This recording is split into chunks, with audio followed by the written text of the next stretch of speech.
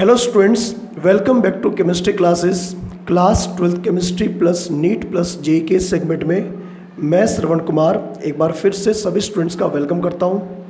बच्चों, आज हमारा class 12th chapter number 4 chemical kinetics का लेक्चर नंबर 9 है। लेक्चर नंबर 8 में हमने एक बहुत ही इंपॉर्टेंट टॉपिक स्टार्ट किया था ऑर्डर के रिगार्डिंग, और टॉपिक का नाम था मैकेनिज्म ऑफ द रिएक्शन। देखिए, मैकेनिज्म के बेस पर रिएक्शन दो टाइप की होती है। एलिमेंट्री रिएक्शन हम लोग उसे बोलते हैं जो सिंगल स्टेप में पूरी हो जाती है। इसके बारे में हमने आपको 3 पॉइंट लिखवाए थे। उम्मीद है आप लोग समझ गए होंगे कैसे हम लोग एलिमेंट्री रिएक्शन को डिफाइन करते हैं। कभी कभी एग्जाम में आ जाता है कि define elementary reaction. Okay, second reaction हमने आपको समझाई थी कॉम्प्लेक्स रिएक्शन। कॉम्प्लेक्स रिएक्शन वो होती है जो मल्टी स्टेप होती है। मल्टी स्टेप का मतलब जो एक से ज़्यादा स्टेप में पूरी होती है, उसे बोलते हैं कॉम्प्लेक्स रिएक्शन। कॉम्प्लेक्स रिएक्शन को हम लोग कभी कभी मल्टी स्टेप रिएक्शन भी बोल देते हैं। और इसके बारे में हमने लिखवाए थे आपको 5 थ्योरेटिकल पॉइंट। हर एक पॉइंट इंपॉर्टेंट है। जैसे पहला पॉइंट क्या था? पहला पॉइंट ये था कि कॉम्प्लेक्स रिएक्शन हम लोग उसे बोलते हैं, मतलब ऐसी रिएक्शन जो एक से ज़्यादा स्टेप में पूरी होती है। दूसरा पॉइंट हमने लिखवाया था कि इस तरह की रिएक्शन के लिए कोई मैकेनिज्म दिया होता है एग्जाम में क्वेश्चन सोल्व करने के लिए। मतलब मैकेनिज्म का मतलब होता है 3-4 स्टेप उसमें दिए होते हैं। समझ गए बात को? तीसरा पॉइंट लिखवाया था कि किसी भी कॉम्प्लेक्स रिएक्शन का जो ओवरऑल रेट होता है, ओवरऑल रेट, जैसे 3-4 स्टेप में पूरी हो रही रिएक्शन, लेकिन ओवरऑल रेट तो केवल एक ही स्टेप पर डिपेंड कर रहा है, और जिसे हम लोग बोलते हैं रेट डिटरमाइनिंग स्टेप। समझ गए बात को? इस पर डिपेंड कर रहा है। रेट डिटरमाइनिंग स्टेप जो होता है वो एक ऐसा स्टेप है जो इंटरमीडिएट से फ्री होता है। उसमें हम लोग इंटरमीडिएट नहीं दिखाते, हमें दिखाने ही नहीं इंटरमीडिएट। अगर इंटरमीडिएट अगर आ भी जाएं तो उन्हें हमें रिमूव करना है। कैसे रिमूव करना है? इक्विलिब्रियम कांस्टेंट की हेल्प से रिमूव करना। जो फास्ट वाला स्टेप है, फास्ट वाला स्टेप, उसकी हेल्प से रिमूव कर देना। अब कैसे करेंगे बताएंगे भी आपको। और नेक्स्ट पॉइंट हमने बताया था कि जो रेट लो एक्सप्रेशन है किसी भी रिएक्शन का, वो केवल स्लो स्टेप की जो कंसंट्रेशन है, स्लो स्टेप की कंसंट्रेशन कौन सी है? ये रही रिएक्टेंट की, उसी पर डिपेंड करता है। और वो कंसंट्रेशन में इंटरमीडिएट नहीं आना चाहिए, अगर आएगा तो हटाएंगे उसे। और लास्ट पॉइंट लिखवाया था हमने कि रेट डिटरमाइनिंग स्टेप में अगर इंटरमीडिएट आता है तो उसकी वैल्यू को हम लोग इक्विलिब्रियम कांस्टेंट की वैल्यू से रिमूव कर देते हैं। एक बार सभी स्टूडेंट जो जो हमने आपको लिखवाया उसे एक बार रिवाइज जरूर कर ले, उसे अच्छे से समझ ले।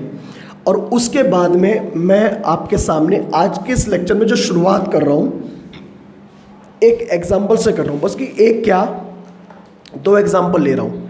समझिए हमें क्या दिया होगा और हमें कैलकुलेट क्या करना है, पहले समझने वाली बात है। देखिए, मैं आपके सामने एक एग्जाम्पल ले रहा हूँ यहाँ पर, और एग्जाम्पल है ये। क्वेश्चन लिखा हुआ है, एग्जाम्पल नंबर 1 है, ये रहा। तो इसके अंदर हमें एक रिएक्शन गिवन है। रिएक्शन ये है 2NO2Cl is give 2NO2 plus Cl2। ये तो रिएक्शन है। इस रिएक्शन में ये तो है इस रिएक्शन का रिएक्टेंट और ये दोनों प्रोडक्ट, ठीक है। तो इस रिएक्शन का एक हमें मैकेनिज्म दिया है। ध्यान रहे, अगर रिएक्शन का हमें मैकेनिज्म दिया है, इसका मतलब सीधी सीधी बात है, रिएक्शन कॉम्प्लेक्स है। कैसी है? कॉम्प्लेक्स। पहली बात तो ये, हमें ये कहा गया कि इस रिएक्शन का एक्सपेरिमेंटल रेट जो है, मतलब जो एक्सपेरिमेंट से डिसाइड किया गया रेट है, एक्सपेरिमेंटल रेट दिया है इन्होंने। क्या दिया है? ये दिया है R = K × NO2Cl। ये ये जो रेट है ये किस बात को शो कर रहा है भाई? ये रिएक्टेंट है। अब रिएक्टेंट तो यहाँ भी है लेकिन इसकी पावर तो 2 है। मतलब हमें यहाँ पर इन्होंने कहा एक्सपेरिमेंट से ये पता लगा कि इसका रेट ये है, बस बात खत्म हुई। अगर इसका रेट ये है तो rate R is equal to के इंटू रिएक्टेंट की कंसंट्रेशन की पावर 1। तो ये कहना चाह रहे हैं कि इसका ऑर्डर 1 है। ये तो कहना चाह रहे हैं ना भाई, अगर इसकी पावर 1 है, कहा कि एक्सपेरिमेंट से प्रूव हो चुका कि यहाँ पर इसका जो ऑर्डर है कितना है? 1। ऑर्डर 1 है इसका, लेकिन कोफिशिएंट 2 दे रखा है। तो इन्होंने क्या कहा कि भाई इसका मैकेनिज्म दिया है इस रिएक्शन का, इसका मैकेनिज्म दिया है, तो आप इस बात को प्रूव करो कि इस रिएक्शन का ऑर्डर 1 है। आपको ये प्रूव करना है बात, ठीक है? कैसे प्रूव करेंगे देखो जरा ध्यान से। देखो ये दिया है इसका मैकेनिज्म, आपको मैकेनिज्म दिया होगा तभी आप डिसाइड कर पाओगे, वरना कर नहीं पाओगे। पहला स्टेप तो ये, पहला स्टेप है NO2Cl इज गिव NO2 और प्लस Cl, ठीक है? और लिखा है आगे इसके कि ये कैसा स्टेप है? ये है स्लो स्टेप, मतलब वही जो रेट डिटरमाइनिंग स्टेप होता है। ये तो है पहला स्टेप, मतलब पहली रिएक्शन। इसका दूसरा स्टेप है NO2Cl। ये जो बचा हुआ Cl है यहाँ आएगा,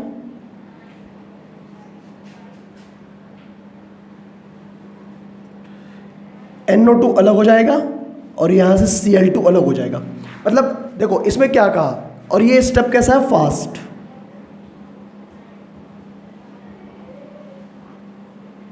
तो हमें प्रूव करना है कि इसका जो ऑर्डर है वो क्या है? इसका ऑर्डर 1 है, ये प्रूव करना हमें।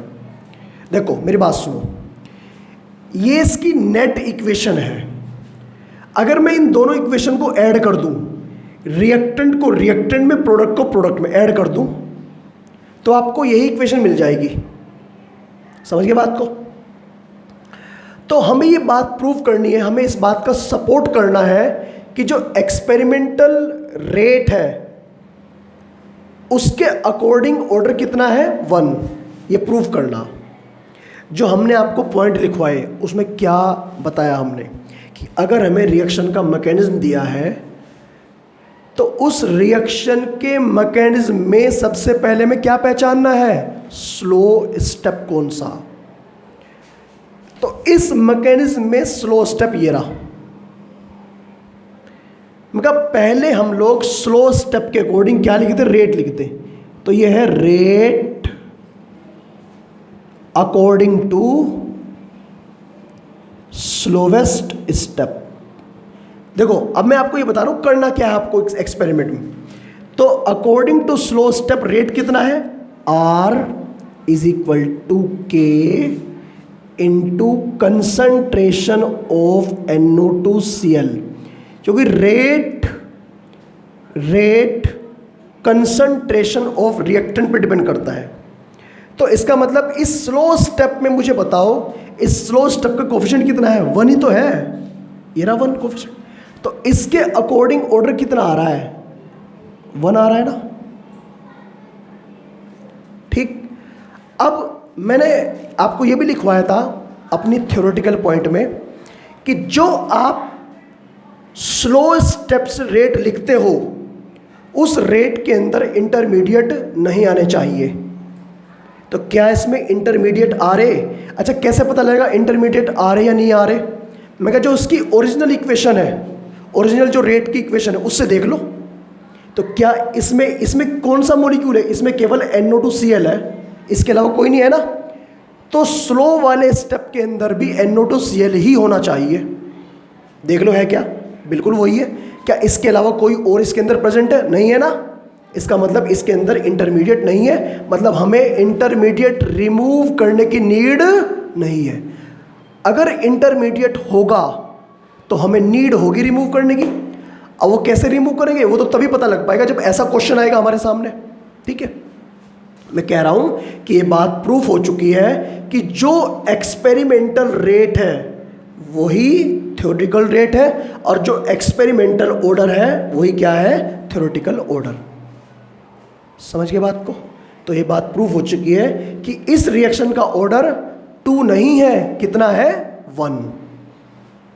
प्रूफ चुकी है। समझ गए? वीडियो स्टॉप करके आप लोग इसे नोट कर लीजिएगा। एक और क्वेश्चन मैं आपके सामने करने जा रहा हूं सोल्व। ठीक है, और बाकी बहुत सारे क्वेश्चंस होंगे अभी तो कम से कम मुझे 10 क्वेश्चन कराने इसके ऊपर आपको। आप पहले इसे नोट कर लीजिएगा वीडियो स्टॉप करके।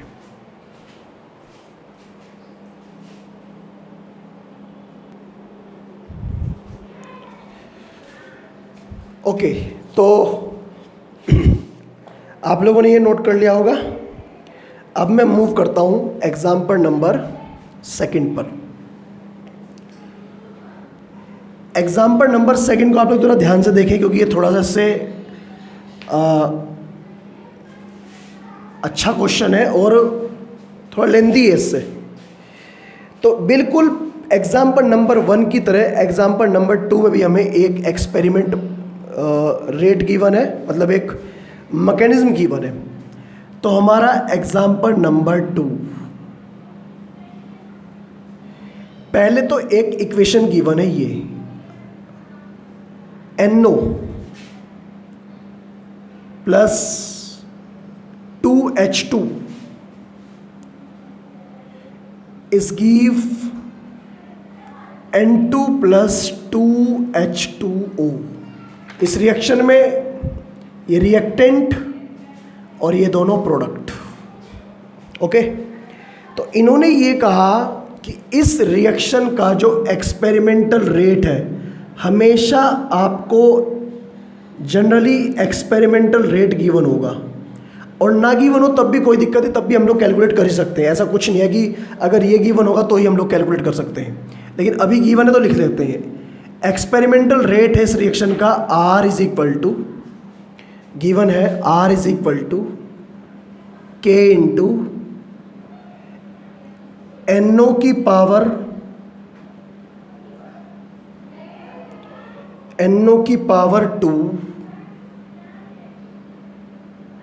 और H2।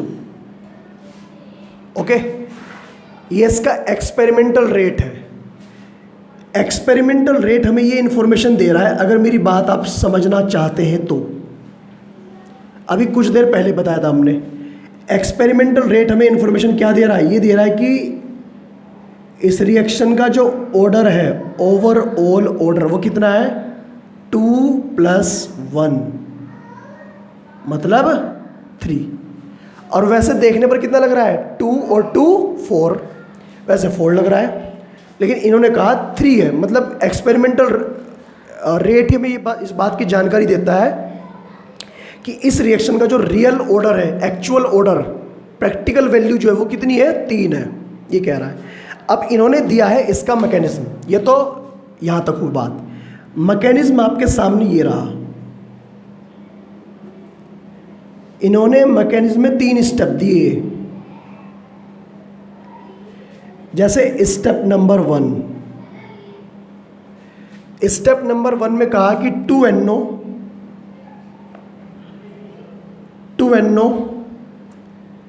और ये एक रिवर्सिबल रिएक्शन है। रिवर्सिबल रिएक्शन वो होती हैं जो फॉरवर्ड बैकवर्ड दोनों डायरेक्शन में जाती है। आपने 11th क्लास में केमिकल इक्विलिब्रियम नाम का एक चैप्टर पढ़ा होगा, तो वहाँ पर इसके बारे में बात की जाती है। तो जो फॉरवर्ड वाला डायरेक्शन है उसके लिए KF और बैकवर्ड के लिए KB।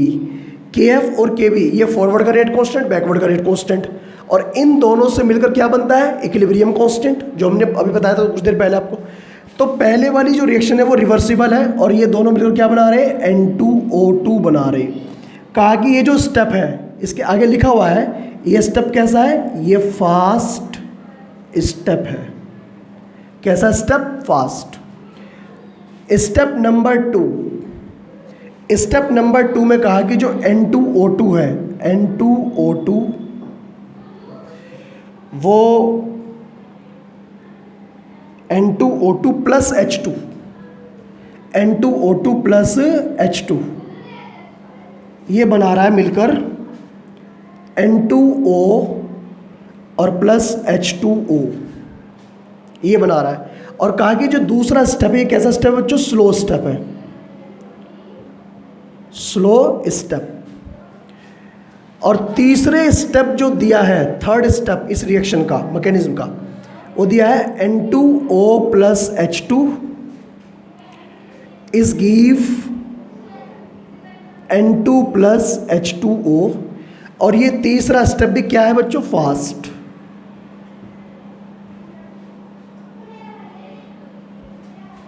यहां तक की कहानी आपको दे रखी है, मतलब ये मान के चलो ये क्वेश्चन है पूरा, ये क्वेश्चन है पूरा। अब समझिए कहानी क्या है इस रिएक्शन की। एक्सपेरिमेंटल रेट ये है जो एक्सपेरिमेंट में दे रखा है इन्होंने, उसके अकॉर्डिंग ऑर्डर कितना है? 2+1। ऑर्डर क्या होता है रिएक्शन का?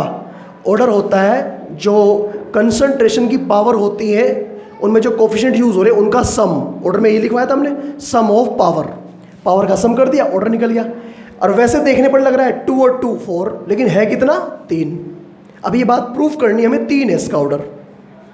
देखो हमें क्या करना है, सबसे पहले हमें हर बार यही करना है, rate according to slowest step. हर बार यही करना। सबसे पहले इन स्टेप में सबसे स्लो स्टेप कौन सा है? ये रहा, इसके अकॉर्डिंग रेट लिखो। तो इसके अकॉर्डिंग रेट हो जाएगा R is equal to K into, केवल ये दो रिएक्टेंट है, N2O2 की पावर 1 और बच्चों H2 की पावर भी 1।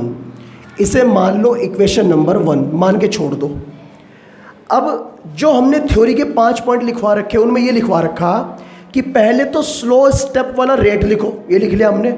और फिर ये देखो वो जो स्लो स्टेप वाला रेट है, क्या उसके अंदर कोई इंटरमीडिएट आ रहा है? कैसे पता लगेगा?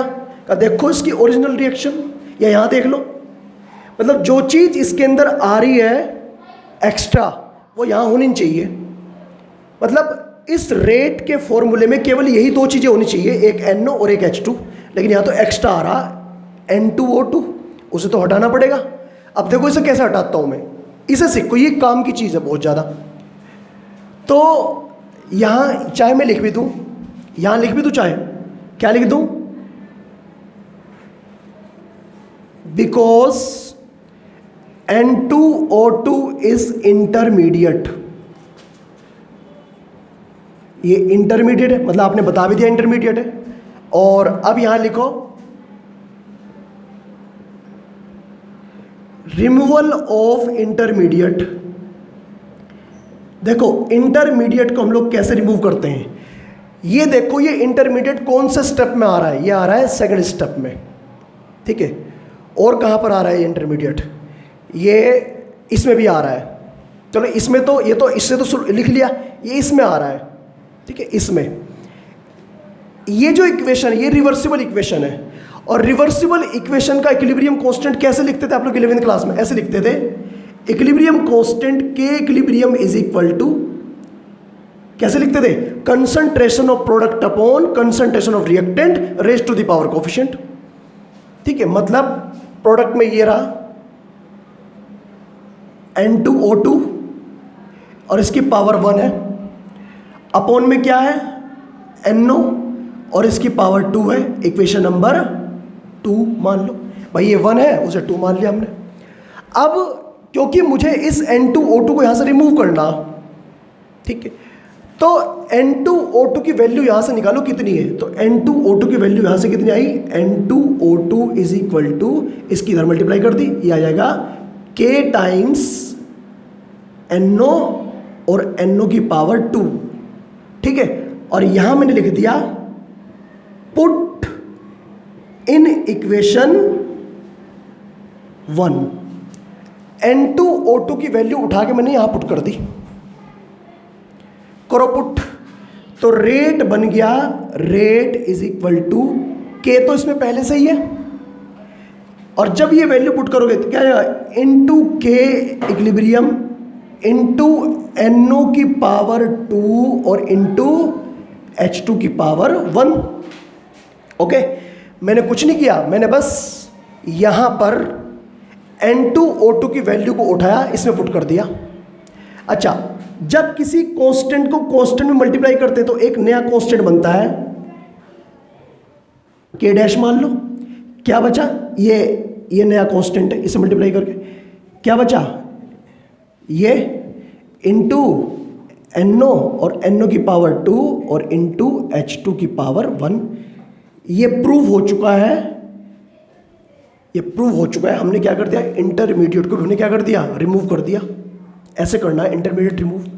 जो जिस स्टेप में जो फास्ट वाला स्टेप है, क्योंकि हमने 5वें पॉइंट में लिखवा रखा आपको, जो फास्ट वाला स्टेप है उस स्टेप से इक्विलिब्रियम कांस्टेंट का फॉर्मूला लिखो। और इक्विलिब्रियम कांस्टेंट 11वीं क्लास में कैसे पढ़ते थे? इक्विलिब्रियम कांस्टेंट का फॉर्मूला होता है K equilibrium is equal to concentration of product upon concentration of reactant raise to the power coefficient. देखो, जैसे मान लें ये है इक्विलिब्रियम वाला, तो K कैसे निकालेंगे? Equilibrium constant K equilibrium is equal to concentration of product upon concentration of reactant, और जो इनका कोफिशिएंट है वो भी लगाना। इसका कोफिशिएंट 1 है तो हमने नहीं लगाया, इसका 2 है तो हमने लगा दिया जी। इसकी वैल्यू निकाली, जिसे रिमूव करना उसकी वैल्यू निकाल ली। किसे रिमूव करना? इसे रिमूव करना। इसकी हमने वैल्यू निकाल ली, और जैसे ही हमने इसकी वैल्यू निकाली, यानी इसकी वैल्यू वहां पुट करी, और पुट करते ही ये आ गया। ये देखो, ये प्रूव हो गया। ये इक्वेशन और ये इक्वेशन चेक करो, सेम नहीं है। तो ये प्रूव हो चुका है कि इस रिएक्शन का जो रेट एक्सप्रेशन है वो ये है, वो ये है। मतलब इस इक्वेशन का जो असलियत में ऑर्डर है वो कितना है? 2 + 1 = 3। और वैसे कितना दिखाई दे रहा था? अगर हम मैकेनिज्म ना जाने, अगर हम मैकेनिज्म ना पहचाने तो हमें क्या दिखाई देता? ऑर्डर दिखाई देता 2 + 1 कितना? 4, जो कि गलत आंसर था। तो इसलिए ये टॉपिक पढ़ना बहुत ज़रूरी है, बहुत इंपॉर्टेंट टॉपिक है आपका। एक बार सभी स्टूडेंट वीडियो स्टॉप करके एक बार नोट करिएगा इसे, ठीक है? एक बार मैं फिर समझाऊंगा इसे करना क्या है, करिए नोट।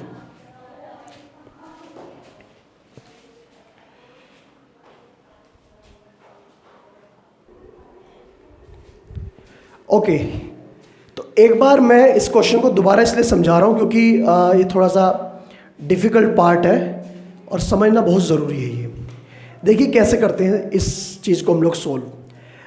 कॉम्प्लेक्स रिएक्शन में आपको रिएक्शन का मैकेनिज्म दिया होगा, पहली बात तो ये।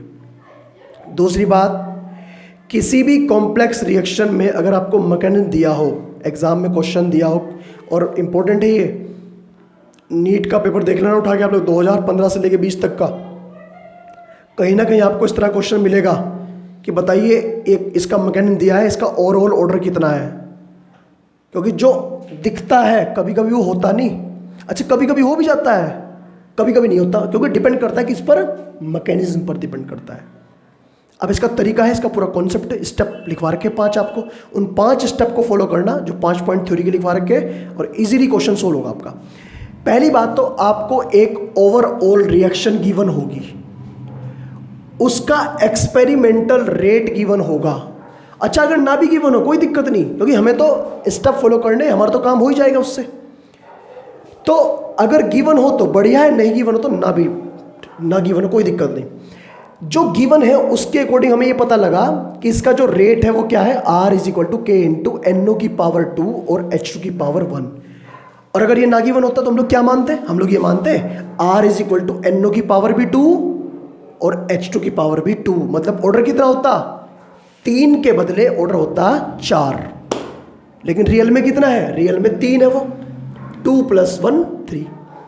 ओके, अब इस इक्वेशन का हमें गिवन है मैकेनिज्म, 3 स्टेप का मैकेनिज्म गिवन है। कभी मैकेनिज्म दिया होता है 2 स्टेप का, कभी 3 का, कभी 4 का, ये दिया है इसका मैकेनिज्म। हमारा सबसे पहला काम है कि जो इस मैकेनिज्म में सबसे स्लो स्टेप है उस स्टेप से हमें क्या लिखना है? रिएक्शन का रेट। जैसे ये स्लो स्टेप है ये वाला, तो इसका रेट हो जाएगा R = K N2 की कंसंट्रेशन की पावर 1 इंटू H2 की कंसंट्रेशन की पावर 1। अब हमने ये लिखवा रखा है, जो पॉइंट लिखवा रखे हैं उनमें किसी पॉइंट में लिखवा रखा कि जो स्लो स्टेप से लिखा हुआ रेट है उसके अंदर इंटरमीडिएट नहीं आने चाहिए। अब इंटरमीडिएट की पहचान कैसे होगी? मैंने कहा जो ओरिजिनल इक्वेशन है, ओरिजिनल इक्वेशन जो होती है ना, उसके अंदर जो रिएक्टेंट है, अगर उन रिएक्टेंट के अलावा कोई और मॉलिक्यूल अगर आ रहा है उसके अंदर तो वो इंटरमीडिएट है। जैसे यहाँ पर क्या क्या है रिएक्टेंट, NO और H2। यहाँ क्या क्या है, N2O2 और H2। ये तो है ही नहीं उसके अंदर, इसका मतलब ये इंटरमीडिएट है, इसे यहाँ से हटाना है, रिमूव करना है। तो पहला काम क्या है, स्लो स्टेप से रेट लिख लेना, फिर पहचानना कि कौन सा इंटरमीडिएट, हमने पहचान लिया ये इंटरमीडिएट है। अब फिर यहाँ पर आओ, अब है रिमूवल ऑफ इंटरमीडिएट, इंटरमीडिएट को रिमूव करना। जिस फास्ट स्टेप में इंटरमीडिएट है, स्लो में नहीं, स्लो तो हमने यूज कर लिया, अब फास्ट की बारी है। जिस फास्ट स्टेप में इंटरमीडिएट होता है उसका आपको लिखना है इक्विलिब्रियम कांस्टेंट। क्या लिखना है, इक्विलिब्रियम कांस्टेंट। जैसे इक्विलिब्रियम कांस्टेंट का लिखा, तो इसका इक्विलिब्रियम कांस्टेंट क्या होगा, concentration of product upon concentration of reactant. हमेशा इक्विलिब्रियम कांस्टेंट लिखते हैं concentration of product upon concentration of reactant raise to the power coefficient. ठीक है, ये हमने लिख लिया। अब जो इंटरमीडिएट है इन दोनों में, कौन इंटरमीडिएट, ये, उसकी वैल्यू निकालो। हमने N2O2 की वैल्यू निकाली, इसकी मल्टीप्लाई इधर कर दी, ये आ गया। और इस वैल्यू को हमने स्लो स्टेप वाले रेट में पुट कर दिया, ये हमने पुट किया। कांस्टेंट इनटू कांस्टेंट को मल्टीप्लाई करके एक नया कांस्टेंट मिलता है जो रेट कांस्टेंट को ही डिनोट करता है, कुछ नहीं इसका मतलब। और बाकी क्या बचा, बाकी बच जाएगा जो बचना होगा। तो यही, ये दोनों मॉलिक्यूल बच गए जो ओरिजिनल इक्वेशन में है। ओके, तो लेकिन पावर फर्क है। तो पावर कितनी है, NO की पावर 2, H2 की पावर 1, जो हमें दिया था वही आ गया। ठीक है, तो एक्सपेरिमेंटल मैकेनिज्म जो होता है रिएक्शन का, उससे हम लोग क्या डिसाइड करते हैं, हम लोग डिसाइड करते हैं रिएक्शन का सही रेट लो, कि इसका करेक्ट रेट लो क्या है, और दूसरा हम लोग डिसाइड करते हैं उस रिएक्शन का करेक्ट ओवरऑल ऑर्डर। ये तरीका है। बाकी मैं इसके क्वेश्चंस नेक्स्ट लेक्चर में कुछ कराऊंगा, और भी बहुत सारे क्वेश्चंस कराऊंगा। लगभग मैं आपको अगले जो 2 लेक्चर्स प्रोवाइड करूंगा इसके ऊपर क्वेश्चन ही कराऊंगा, अलग अलग कंपटीशन में आए हुए, बोर्ड में आए हुए क्वेश्चंस। ठीक है, एक बार मैं हट जाता हूँ, एक बार इसे देख लीजिएगा, अगर फिर भी किसी बच्चे को नोट करना हो तो नोट कर लीजिएगा। ठीक है, और आज के इस लेक्चर को मैं यहीं पर कंप्लीट करता हूँ, और नेक्स्ट लेक्चर में हम लोग अपनी बात को यहीं से शुरू करेंगे, और जो भी क्वेश्चंस हैं इसके नीट के, जेई के और बोर्ड के, वो हम लोग कराएंगे। ठीक है स्टूडेंट, तो आज के लिए इतना रखते हैं, मिलते हैं नेक्स्ट लेक्चर में। Thank you, all the best.